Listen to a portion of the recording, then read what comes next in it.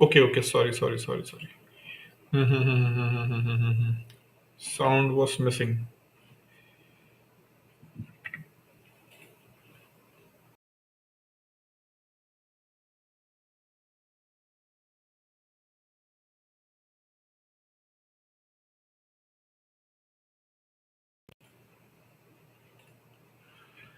Okay, sorry. Sound was missing. By mistake, I have clicked on mute button.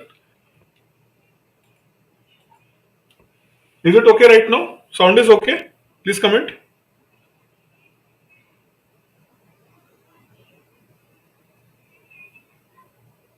Charu, Marathe, Raj. Okay, fine. So I discussed about the open market operation, and I told you under the open market operation, two kind of operations are there. One is selling operation, purchasing operation. Selling operation intended to decrease the liquidity. Purchase operation is intended to increase liquidity. Operation twist. What is the objective of operation twist? Increase short-term liquidity and decrease long-term liquidity. Right. So with this objective, operation twist, and this operation twist actually it was an innovation of US Federal Reserve. US Federal Reserve, and this is opted by Reserve Bank of India also for this purpose. Fine. So this was all we have discussed in the open market operation. Another thing which we have to discuss today is MSS, that is market stabilization scheme. Market stabilization scheme. What is market stabilization scheme? Actually, this market stabilization scheme is a part of forex market. Forex market means foreign currencies market. I explained you when I was explaining about IMF and World Bank briefly. I told you about exchange rate system. Exchange rate system, and at present it is based on market force. At present, all over the world, it is based on market force in terms of demand and supply of currency in international currency market. Right. So how market stabilization scheme worked for the forex market, and how RBI has opted this market stabilization scheme even for monetary policy tool, and it uses under the monetary policy tool. I'll explain all these things. First, just try to understand this market force means demand and supply of rupee in the international currency market, demand and supply of dollar in the international currency market. So the price of Indian rupee against US dollar, or in other words, price of US dollar against Indian rupee is going to be decided through this. In case the demand of rupee in the international market is going to increase, whereas supplies remain constant. Supply is remain constant, demand is going to increase, whereas dollars demand and supply, all these three are constant. Rupees supply is constant, dollars demand is constant, dollars supply is constant, just rupees demand is increase. So price of rupee will start increasing, and we called this phenomena as appreciation. Appreciation. When the price of any currency increases because of market demand force mechanism, we will call this as an appreciation of currency. Right. Now again, at the same time the demand is increasing, but because RBI has applied monetary policy tool, and under that tool the liquidity or availability of Indian rupee from international market starts decreasing. So demand is increasing, supply is decreasing. whereas dollars demand and supply both are constant. In that case, again, appreciation of rupee will be there because rupee's demand is increasing, supply is decreasing. But this appreciation is going to be having more faster rate in comparison to first case. In the second case, the appreciation will be much higher. Similarly, considering this factor, demand is increasing of rupee, supply is decreasing. At the same time, dollars demand is decreasing. Dollars demand is decreasing. Means all these three factors are in favor of what? All these three factors are in favor of rupee. Again, rupee will appreciate it. And the appreciation of rupee will be higher in comparison to previous two cases. One more case, demand of dollar is decreasing, but at the same time, supply of dollar is increasing in the international market. So all these three conditions are in the favor of Indian rupee against US dollar. So rupees demand is increasing against US dollar. Rupees supply is decreasing in the international market against US dollar. US dollars demand is decreasing against Indian rupee and dollar supply is increasing against the Indian rupee. Then in that case, the appreciation of rupee will be highest. There will be huge rise in the price of rupee in comparison to US dollars. So in this way,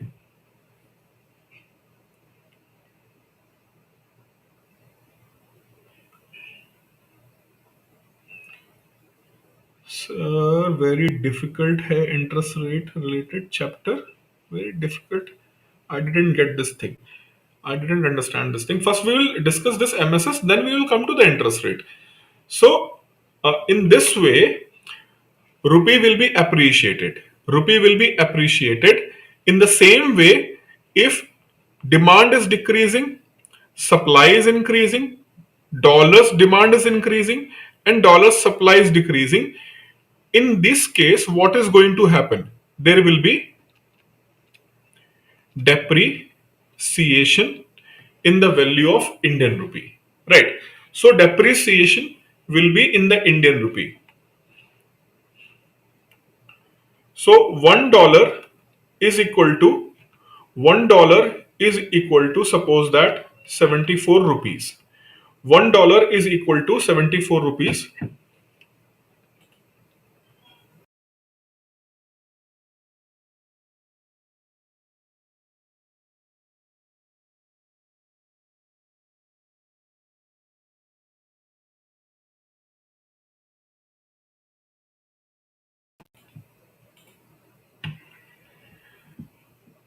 So suppose that the value of $1 is 74 rupees.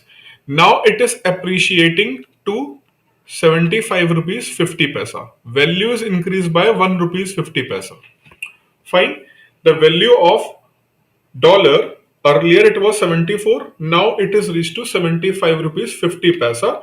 But RBI want this should be again. Means in the market, because of the market force, whatever demand and supply factors is working, and because of those factors, $1 which was earlier 74 rupees, now it is 75.50. But RBI again want it should come to 74 only, because 75.50 it is not helpful for Indian economic situation. It is not helpful for Indian economic situation. In that case, what RBI have to do?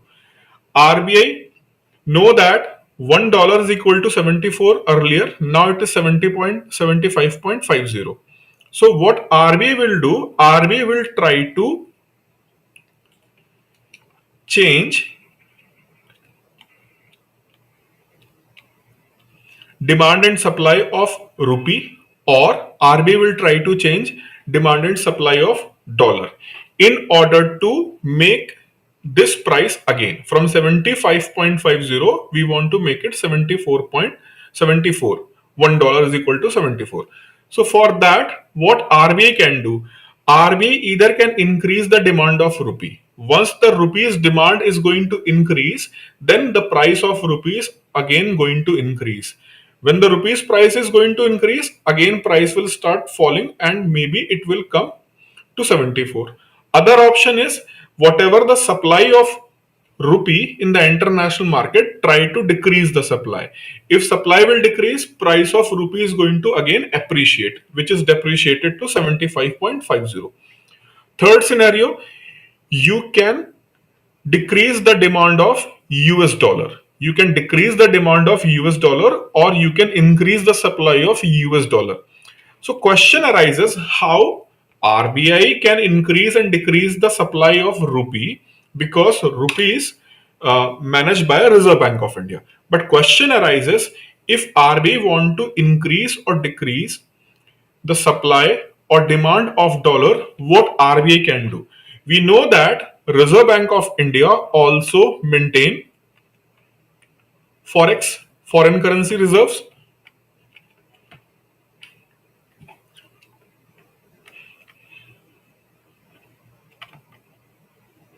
Foreign currency reserves. RBI maintain foreign currency reserves. So what RBI will start doing, RBI, if RBI want to decrease the demand of dollar or increase the supply of dollar, so from forex, RBI will take some dollar out and it will start selling the dollar in the market and start purchasing the rupee. So RBI took some amount of dollar from the foreign currency reserve and RBI starts selling that dollar and start purchasing Indian rupee. So once RBI will start selling that dollar and at the same time it is purchasing the Indian rupee. So selling means what? Mark the dollar which was earlier in the forex. For example, that was $1 billion. That was $1 billion in RBI's foreign reserve, and RBI took this took from the foreign currency reserve and went for market. And RBI offered to sell it against rupee. RBI will sell this $1 billion and RBI will purchase the rupee from the international market. So $1 billion will go to the market and the rupee is going back to the RBI. Rupee will go back to the RBI and dollar will come in the market. So the supply of dollar is going to increase.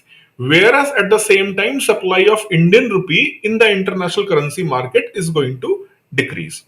So RBI dollars supply is going to increase, whereas rupee supply is going to decrease. So in that way, price will start falling from this from this to 75, and at a point of time it will reach to 74, right? So in this way what we can do, in this way we can means RBI by using the foreign currency reserve, RBI can maintain what? RBI can maintain the appreciation or depreciation of the rupee. So this operation was used by RBI to maintain the value of Indian rupee against any currency in the world. So this is why the foreign currency reserves are very important. Whatever the foreign currency, high foreign currency reserve you have, that always ensure that your currency is not going to be on the mercy of market force. I'm repeating the statement. At present, value of currency is based on market force. Market force means demand and supply. Demand and supply of your currency.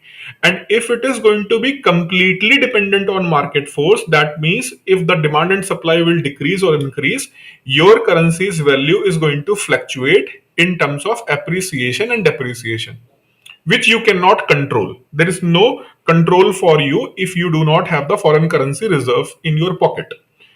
But if you have huge amount of currency in the form of foreign reserve in your bank, then you can go and check any kind of appreciation and depreciation which is not going to help your economy, right? So India at present one of the top 10 countries in terms of foreign currency reserve. For example, our foreign currency reserve somewhere around 600 plus billion dollar. it is somewhere around $640 billion, increasing and decreasing, or somewhere $632 billion, I think. $632 billion at present. But it is fluctuating, means some increase and decrease is also there. Right? India. Whereas if you will go for China, it is somewhere around $32 billion, $3,200 billion. Right? So you can understand that how China is having this position to dominate the foreign currency value, Chinese yuan's value, how China is capable of manipulating, because they are having huge reserve. So this huge reserve they can use and manipulate their currency yuan for its appreciation or its depreciation. So this is why generally foreign currency reserves are important. So till then 2003, till then 2003, RBI was using this market stabilization. RBI is trying to market stabilize. What RBI feel that stable price of $1 is equal to 74. So to make it sure it should be 74 rupees only, RBI sometimes sell or purchase foreign currencies and do necessary requirement to stabilize the price of $1 in terms of Indian rupee. RBI feel that it should be 74, and to maintain 74, sometimes it starts purchasing the foreign currency, for example dollar, to stabilize Indian rupee. Sometimes it starts selling. Right? So in that way, RBI was doing this activity. But as per recommendation of various committee and commissions, RBI in consultation with Government of India thought that why we cannot use this MSS in monetary policy domain. In Indian currency domain, we can use the same facility of MSS, right? Same facility of MSS we can use. So how this MSS, which is basically based for foreign currency market, how this facility can be used under the monetary policy domain, question arises. So under the agreement between RBI plus Government of India in 2004, framework was signed for MSS. Right? So how in Indian policy domain MSS works, just try to understand in this way. If anyone who is not able to get this point about forex market, what I explained here, have you got this idea or not? Please write here in the comment. If you didn't get that, I'll give you another very simple example to understand market stabilization. Very, very simple example.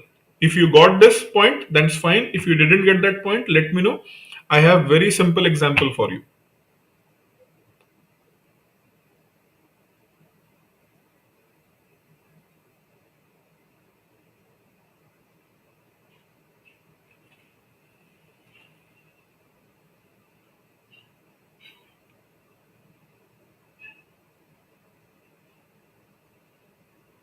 No comments? Everybody is getting this point?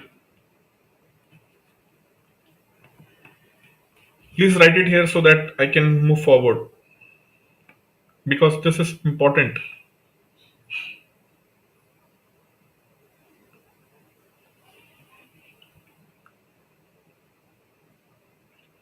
Okay, got it. Okay. Okay, Raj. Others?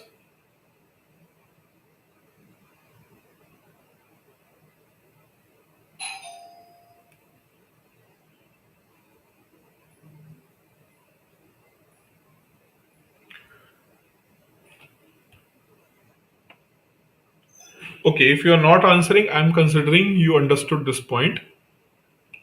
So how RBI and Government of India, they went for MSS to make you understand this agreement, I am giving you another example how this agreement went and how this agreement work. For example, onion. So through onions example, I am going to let you know how this work between government of India and RBI. You will say that ki why onion. Suppose that in market the price of onion per kg, 1 kg is 40 rupees, right? 40 rupees. But because of some reasons, whatever the reason, it went to 100 rupees. It went to 100 rupees. Now government and all administration is trying to bring down the price, but price is not going to bring down, right?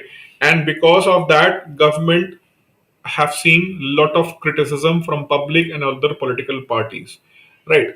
So what government has decided, let's have one fund of having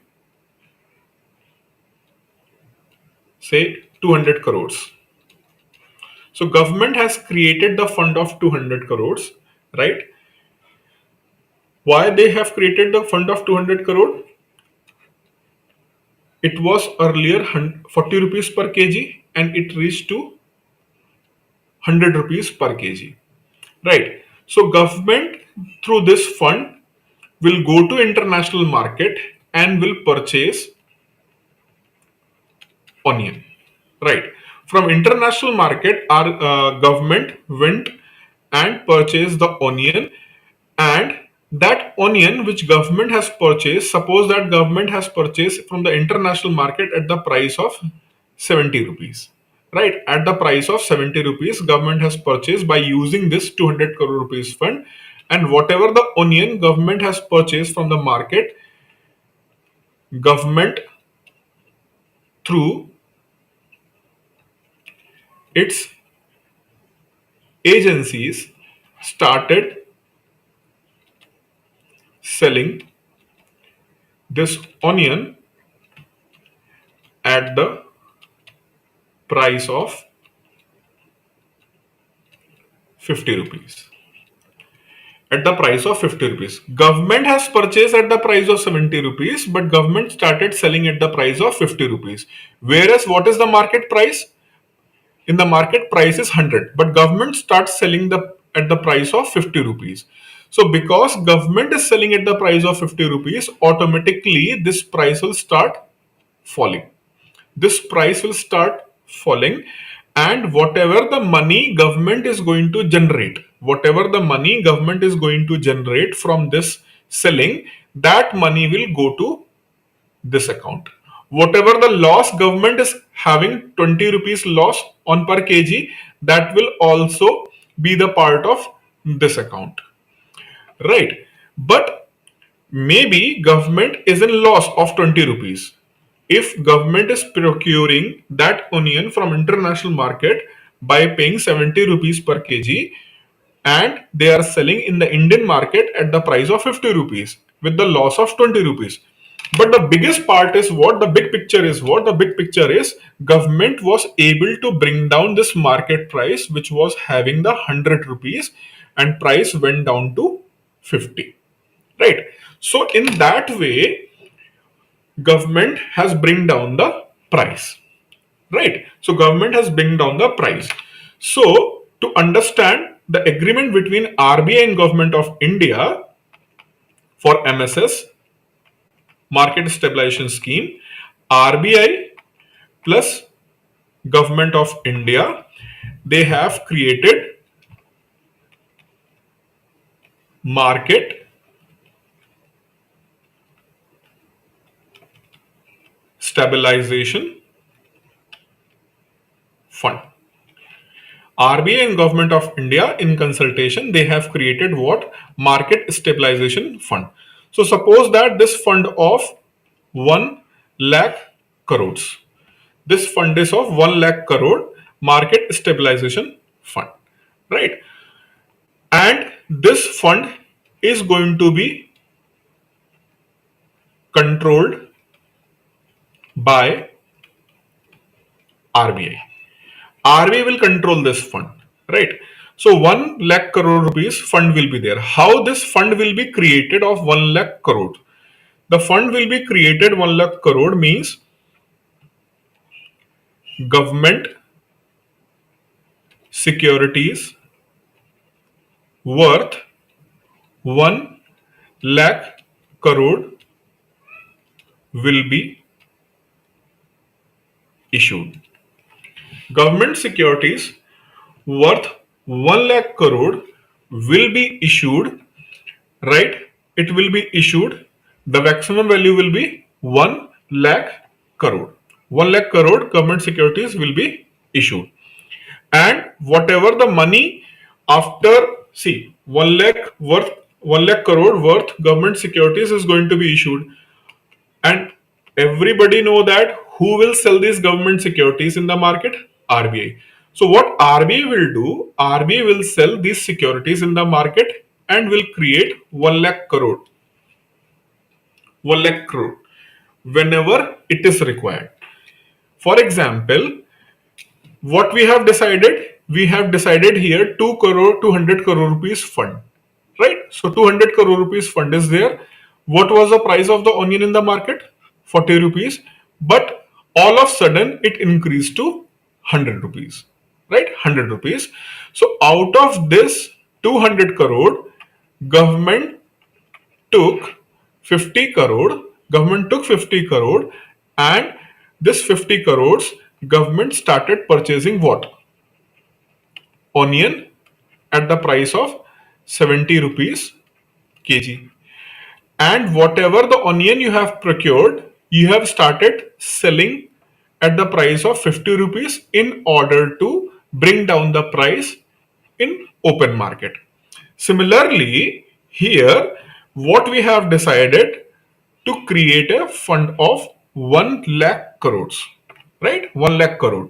So whenever it is required to increase or decrease the liquidity, RBI will start selling government securities from this account. From this account, RBI will start selling in order to control the liquidity in the market, right? So in forex case, RBI was using foreign currencies to increase and decrease the rupees value in currency market. Similarly, through market stabilization scheme, RBI and government of India has created a separate fund. Why I'm using the separate fund? Because whatever the profit and loss will be here, it is not going to either going to government or going to RBI. It is going to be for this fund only. This fund only, whatever the profit or loss you are going to have, it will be only under market stabilization fund, right? So in other word, you can say that it is, this fund is SPV, special purpose vehicle. So this is a special purpose vehicle. I means RBI. You means Government of India. I and you have decided कि okay, we are going to put some money in that fund. You are also going to put your money in that fund. I am also going to put money in that fund. And that fund we are going to use for the purpose of purchasing of books for grade B exam, right? We are going to use that money for the purchasing of grade B books. That books is also going to help you in your preparation, whereas that fund I am going to utilize purchase some very good books which are going to help me to make things simplify for you. So with the mutual benefit understanding, we have decided to create a fund, RBI Grade B Fund. So our fund is RBI Grade B Fund. Similarly, in order to control money supply, RBI and Government of India, they have decided we will create a fund, Market Stabilization Fund. Under what scheme? Under MSS scheme, Market Stabilization Scheme. Fine. And the value of this fund is being decided for every financial year. what will be the value of MSS fund in every year during the budget, government and RBI. For example, right now the consultation, I think the consultation either finalized or the final round of consultation is going between RBI and Government of India. What will be the value for this year? Right. For example, in 2020, it was something around 6 lakh crores because that was a COVID kind of the situation. So 21-22, it was around 6 lakh crores. So every year we will sit, means RBI and Government of India sit and they fix this fund. Right. So you can understand. I said na ki I and you, all of you who are in this chat, uh, Marathe, Charu, Andraj, Shreya, Mahavish. So what we did, we have created a fund. I have contributed, you have contributed. So we are going to use this fund for the purpose of purchasing of books, right? So same way RBI and Government of India did. So it is a kind of innovation, and MSS also shows what the greater cooperation between RBI and Government of India. Now, question is how we can use this understanding in RBI Grade B exam. Maybe because sometimes there is a conflict between RBI and Government of India for certain issues, right? And it may be asked in your exam. So RBI and Government of India have a history of conflictual relations. Have a history of conflictual relations. Comment. You have to comment. So you have to write about the conflictual relations, right? So you can write that central bank having the responsibility to control the money supply, whereas government is always intended to increase the growth rate so that it can uh, mm, show to people कि we are very focused what we have promised to increase growth, employment, income, consumptions in our economy. So sometimes there is a conflictual relation between RBI and Government of India. However, despite all these conflicts, there are certain mechanisms through which they cooperate with each other. Through which they cooperate with each other. Example is what? Example is this MSS scheme, which was decided by the RBI and Government of India in 2004 for the purpose of controlling money supply in the economy. Similarly, what? Similarly, you can give the example of MPC itself. That is a example of cooperation between RBI and Government of India. So, by giving these examples, in the conclusion, you can say that it is not right. It is not right to say RBI and Government of India have always a conflictual relations, though at some point there is a difference of opinion between RBI and Government of India, and whenever there is a kind of what difference of opinion, both organizations have sat down and established some mechanism in order to sort out those conflicts.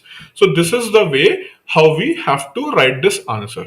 So MSS, MPC, you can use for the purpose of what? You can use for the purpose of uh, writing your answer. Where I have to show the cooperation, you can use this MSS and MPC also. I hope this point is clear.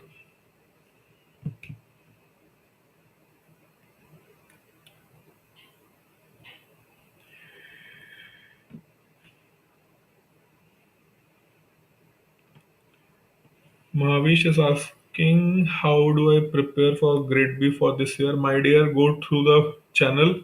We have prepared a lot of videos on this thing. You will get the answer by watching those videos. So MSS is clear?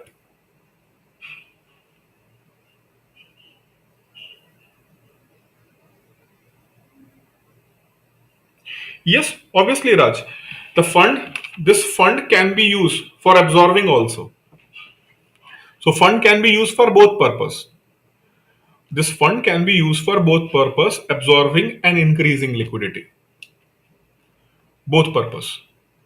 But in general, the main focus is what? The main focus, the main objective. The main objective is to absorb. Main objective is to absorb. but both things are quite possible.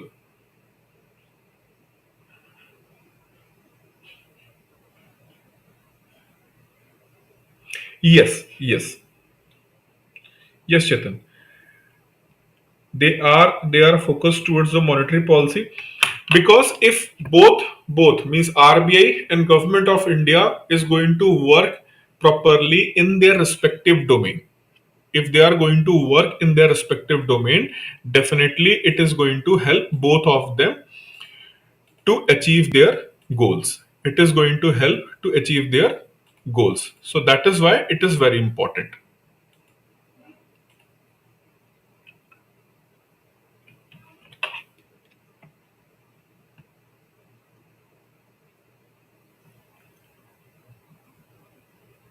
Clear?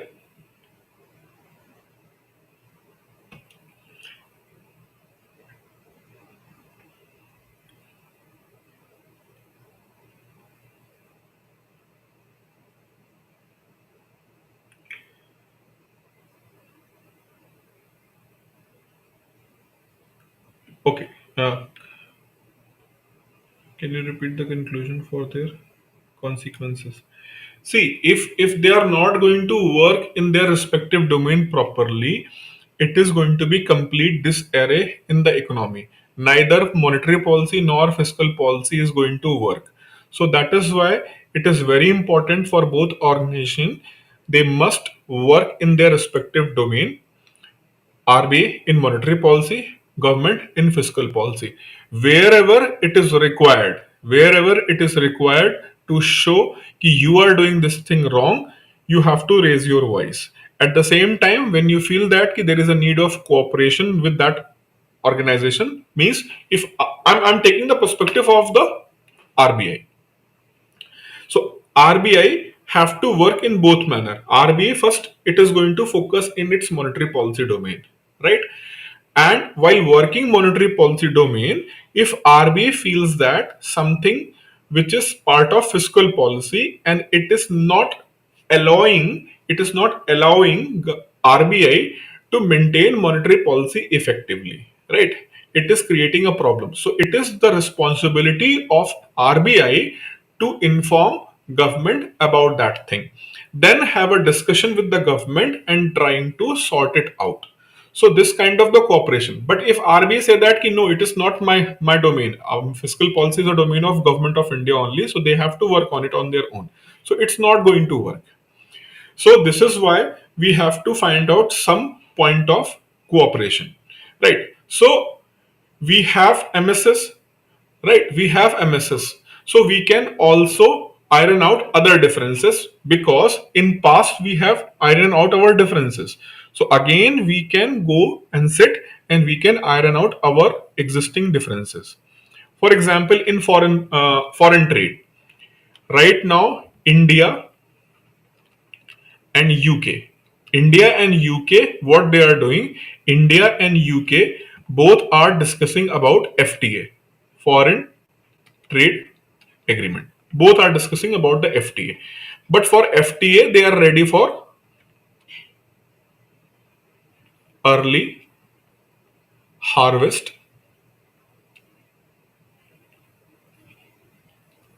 agreement. Why? Why early harvest agreement, and how it is going to sign this FTA?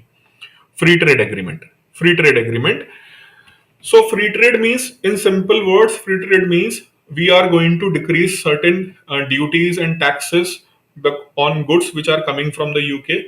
In same way, UK is also going to decrease the duties and taxes on many goods which are coming from India. But both parties, India and UK, feel that if we will do, then there will be more loss for us and more profit for other party. So because of this hesitation, both parties since last 16 years, they are trying to work it, but they are not working. So finally, what they decided, okay, rather than going for wholesale agreement for a number of goods, let's go for say example, I will give the list of 10 goods. India, India will give the list of 10 goods. Similarly, UK will also give the list of 10 goods. Both will go for cut of duties and taxes. India will cut duties and taxes on these goods, and UK is also going to cut duties and taxes of these goods. So in that way, we have did early harvest agreement, and later on, if the confidence will build up, we will go for further agreement, right? And more number of goods we are going to add in here. So similarly, RBI and Government of India, what they are going to do, they have signed certain agreement. For example, MSS in 2004. So in future, suppose that in 2023 there is a big conflict between RBI and Government of India. So what they will go in retrospect, and they will discuss, say, see, we have did this agreement in 2004 and it is working very fine. So let's sit and discuss and write a what? Framework agreement, and we will solve our differences, right? So this is why this MSS was very important milestone between RBI and Government of India. Okay. Of course, both will be responsible. Both will be responsible. This is all about to having a common venture, na? If there will be a loss, if both of them have to be responsible. If there will be profit, both of them they are going to have a profit. So this is all about the agreement. Okay, now, so we have till then now we have discussed CRR, SLR. Now we have discussed OMO and MSS. Now let's move to policy rates, right? Basically, these are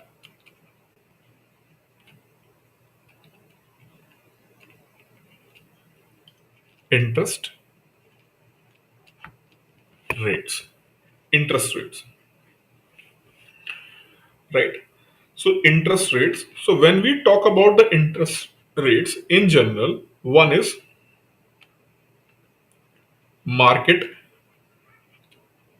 dependent, market dependent interest rate, and another is administered interest rate. So what do you think? In India at present, in India at present, it is following A or B. In general, in India at present, it is market dependent interest rate or administered interest rate. Market dependence means simple, it will depend upon demand and supply. It will depend upon demand and supply. Administered interest rate means that demand and supply will be manipulated in order to fulfill our needs. So what do you think? India have A or B? Chetan is saying B, I guess. Acha, he is guessing.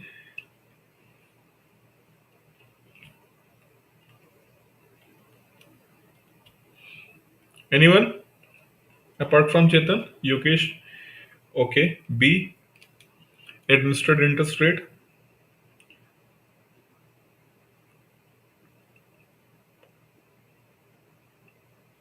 Acha, I'll give two more options.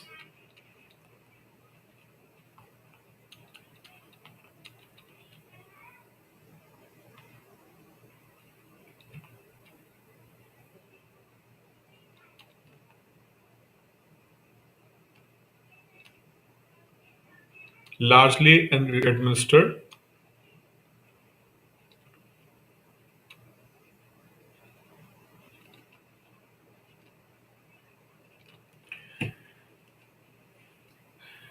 So it is not clearly market dependent, it is not clearly administered interest rate. Option C is saying that it is largely administered. Largely administered means most of the interest rate in the economy is controlled, under the control of some organization, government or RBI. Whereas here, largely market dependent. Largely market dependent means what? It depends upon the requirement of money in the Indian economy as per the requirement it is being set. So what do you think?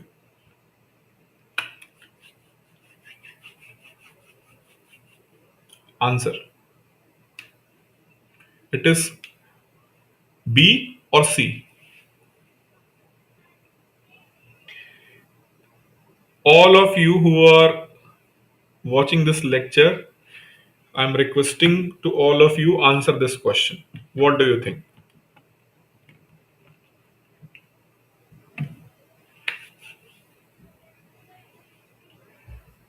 C or D? Administered or market dependent?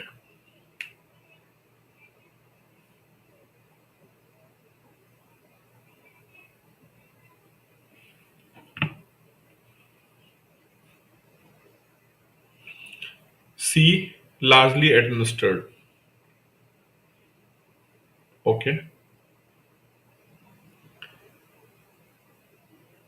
Largely administered. So if you think it is largely administered, can you answer who is deciding the interest rates of bank? Banks themselves, they are deciding the interest rate, or it is manipulated through RBI? Definitely below certain threshold and above certain threshold. Below certain threshold and above certain threshold, banks cannot go to decide their interest rate. But in that space, are they able to decide their interest rates or not? Are they able to decide their interest rates or not?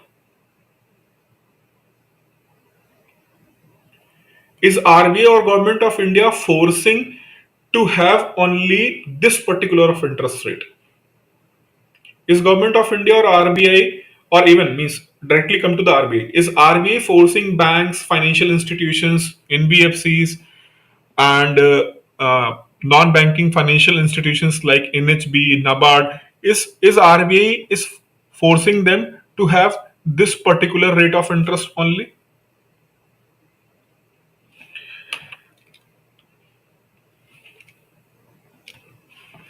No. See, earlier, till then 1990s, till the 1990s, the space to decide IR means interest rate. So the space was very limited. Means your interest rate cannot move beyond 100 to 200, even 100 basis point.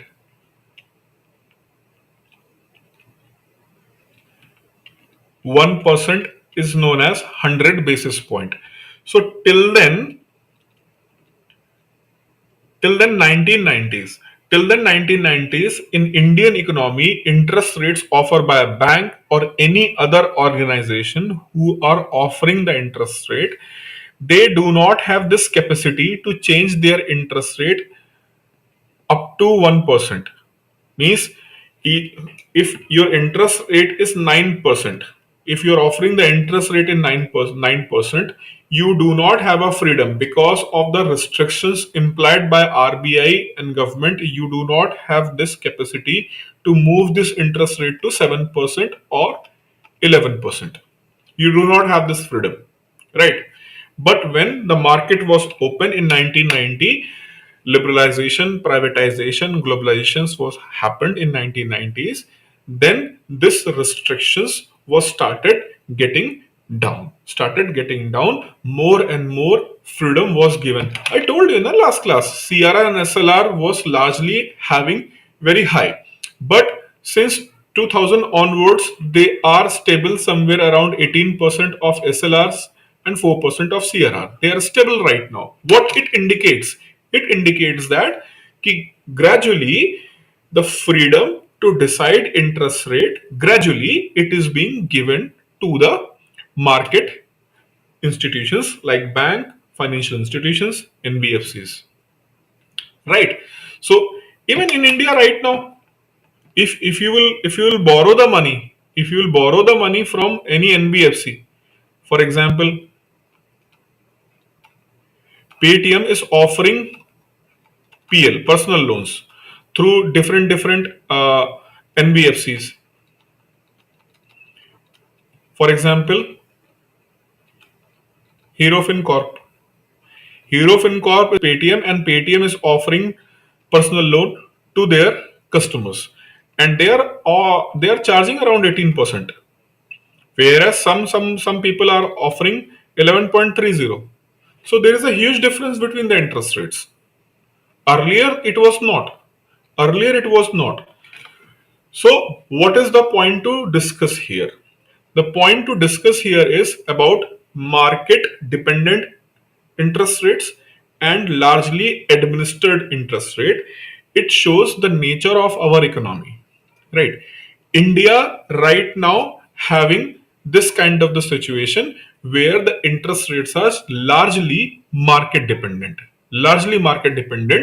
but in certain cases, for example, in agriculture sector, right? In agriculture sector, government and RBI dictates कि you cannot offer the loan beyond this particular interest rates. So the upper threshold which you can offer, the upper threshold which you can offer is largely free except certain sectors. For example, agriculture sector, housing loan sector. So agriculture and housing loan, in that category, beyond a particular point, you cannot increase the interest rate. If you will increase, then RBI and government is going to push you to bring it down, right? Whereas the minimum interest rate you can offer as per your convenience, right? So except certain sector, agriculture, housing, and even MSME, these three sectors, if you are offering loan to them, RBI and government of India have a vigilant eye on you what kind of the interest rate you are offering. But apart from these sectors, if you're offering personal loan means what? Personal loan for the personal requirement. You want to renovate your home, you can go for the home loan, right? But because your already home loan is going on, so maybe though you are not going to get the home loan. So personal anything, birthday party, marriage, whatever the requirement you have, you can call it as a personal requirement rather than having this institutional requirement. So in the personal loan segment, you can go and offer any interest rate. But for the agriculture lending, if somebody is any kisan is going to farmer is going to go for agricultural loan, then in that case you cannot go beyond to certain interest rates, right? So except few sectors in India right now, most of the interest rates are market dependent. Only few areas are there where interest rates is administered, right? It is administered interest rate.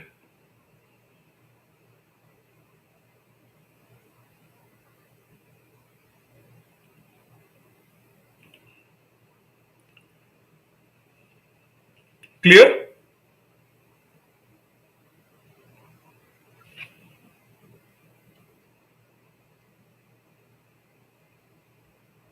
Is this point is clear?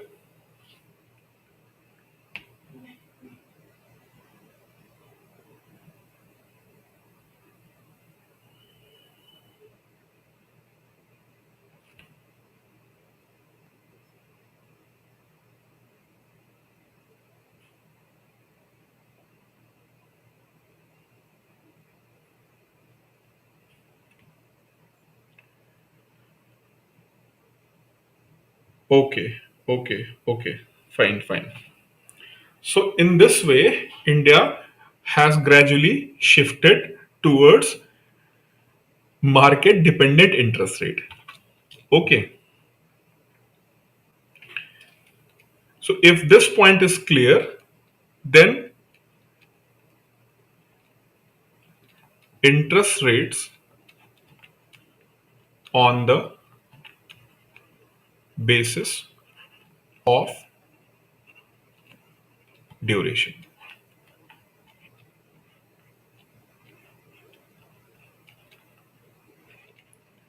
long term, short term, and very short term. Right. When we go these two categories, when we go these two categories, the cost of organization, listen very carefully from here, the costing of an organization, for example, it is a bank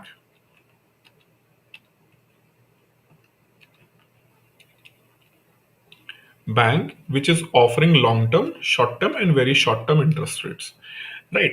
So for a bank,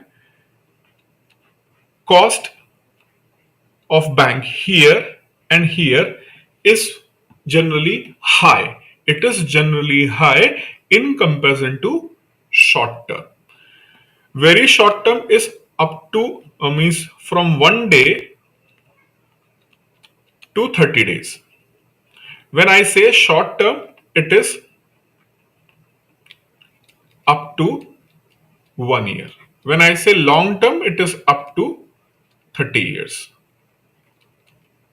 So when bank is going to offer interest rates in long term and when bank is going to offer interest rate in very short term, the cost of lending is relatively high in comparison to short term. Right? Now question is why? Question is why, and answer comes with marginal cost of lending. Marginal cost of lending. For example, what is marginal cost of lending? To understand this point, first understand what is marginal cost. Very briefly, I'm going to explain here what is marginal cost. Marginal cost is, suppose that there is a firm having the capacity of producing 50 unit maximum. Maximum capacity is 50 unit, right? 25 unit. He have two machines. Every machine is having the maximum capacity of 25 unit. Okay. So at present he is producing 48 unit and want to increase from 48 to 49. Right? And cost increase from 48 to 49 is, suppose that 10 rupees. Right? 10 rupees, 48 to 49. Now he want to increase from 49 to 50. 49 to 50.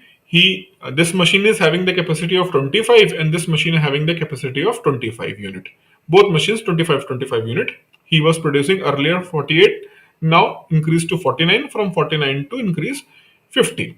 Again cost is going to be around 10 rupees. But now if he want to increase from 50 to 51, he do not have a capacity.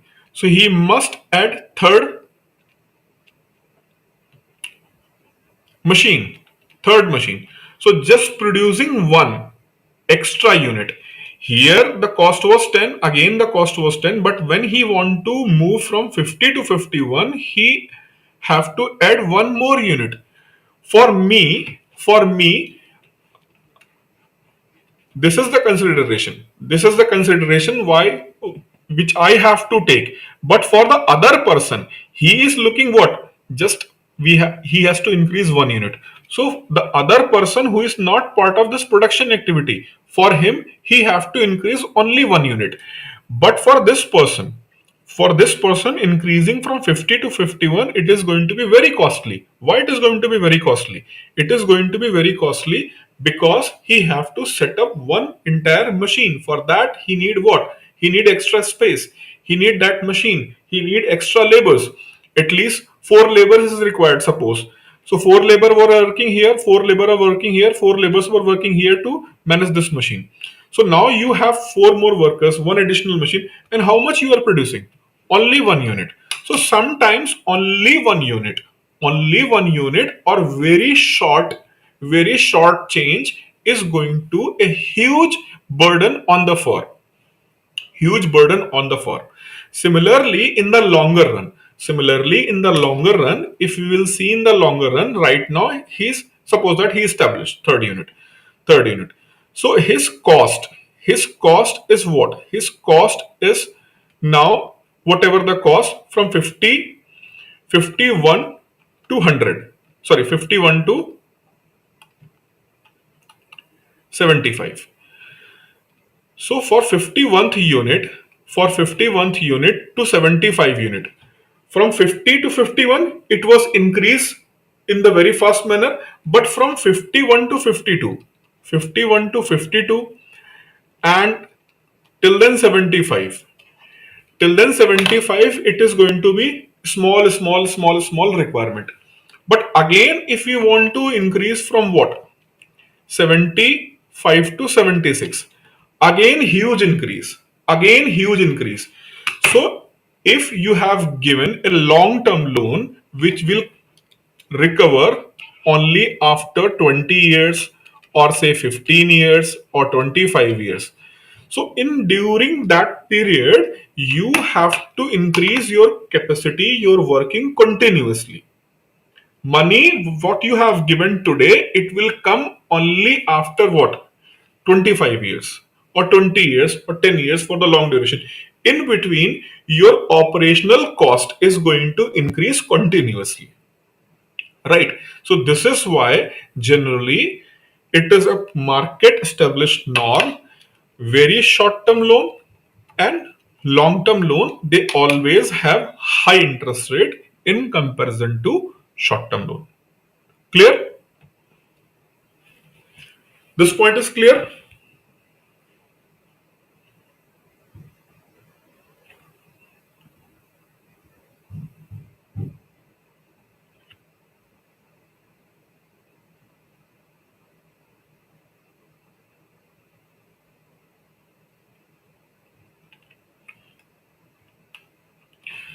Okay, if it is clear, and I told you what, from 1950s to 1990s, economy was under complete control of the government, and government do not want private participation. Government do not want the private participation.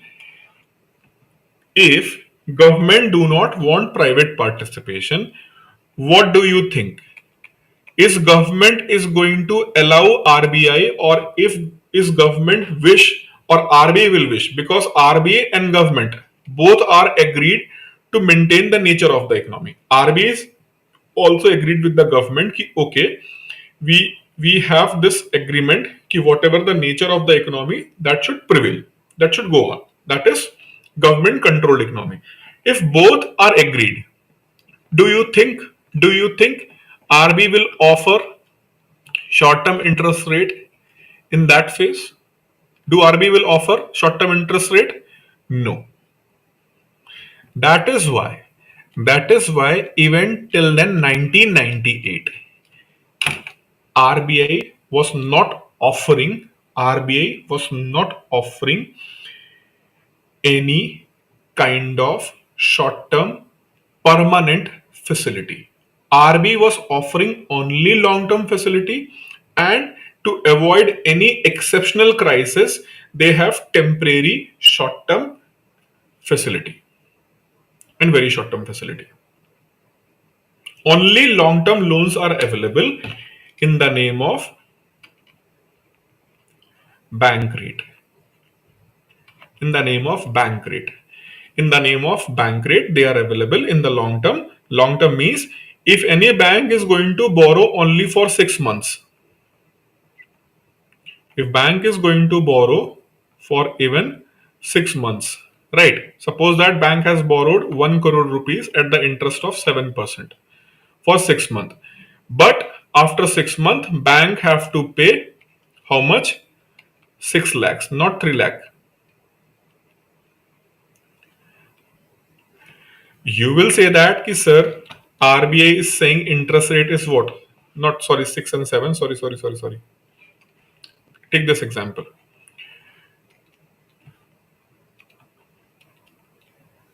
Bank rate is 7%, right? Just giving an example. Bank rate is 7%, and RBI offered a loan to SBI of 1 crore 6 months. 6 months. So what RBI is thinking, after 6 months, I have to pay 1 crore plus 3.5 lakh interest, and this is principal. But when after 6 months, RBI have to return, RBI have to pay 1 crore plus 7 lakh. So what it means, that it means that irrespective of duration of the loan, the minimum interest rate will be charged for 1 year. Will be charged for 1 year. You are borrowing for 1 day, or you are borrowing for 6 day, or you are borrowing for 364 day, you have to pay 1 year interest rate. Again, if you are borrowing for 14 months, if you are borrowing for 14 months or 15 months, you have to pay the interest rate of 24 months, that is 2 years. So annual interest rates was there. So this is the story of bank rate, right? This is the story of bank rate. However, from 1990s onwards, economy was open, liberalization, privatization was started in practice, and then RBI and Government of India both feel that in order to accelerate Indian economy, the financial system need expansion, and for that expansion we have to allow more liberal credit facility. So do you think that that is a liberal credit facility? Is this liberal credit facility? No. In no way it is a liberal credit facility. How it is going to be liberal? It is going to be liberal when you'll start offering, okay, you can have a facility. Under that facility you can borrow even for 6 months or even for 1 day. So that is why from 1990 onwards, 1999 onwards, the permanent kind of short term and very short term facility was start introducing. First they introduced LAF, liquidity adjustment facility, under which repo and reverse repo come. Later on they also started what? They also started marginal standing facility, even you can borrow for 1 day. Clear this point? Why we have LAF? Why we have repo? Everybody is going to tell you repo is what? Repo rate is the rate of interest on which RB offers interest. RB offers loan to whom? Commercial banks for short term. But the point is, until unless you are not going to know why repo is required. So this is why the repo is required, right? This is why the repo is required, because repos are basically an instrument of short term lending. Why we need short term lending? Economic is expanding. Why earlier India was not offering short term interest rate? Because the nature of the economy, right? So I hope you got this point.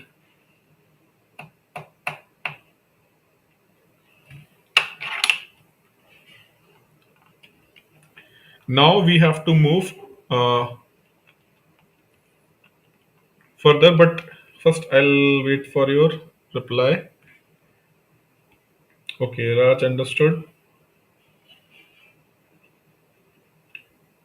Chetan, Shreya, others got this point?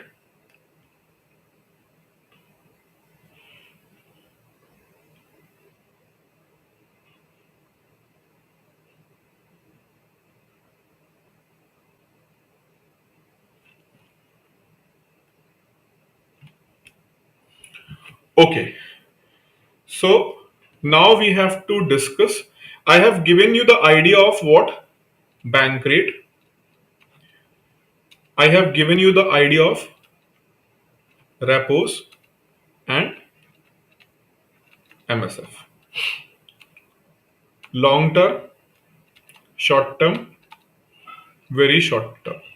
Right. I have given you the idea. Now the technical part, interest rates, how it works, how the liquidity is absorbed or increased through this, I will discuss in the next class. Is it okay? Till then, here is clear everything. Any doubt?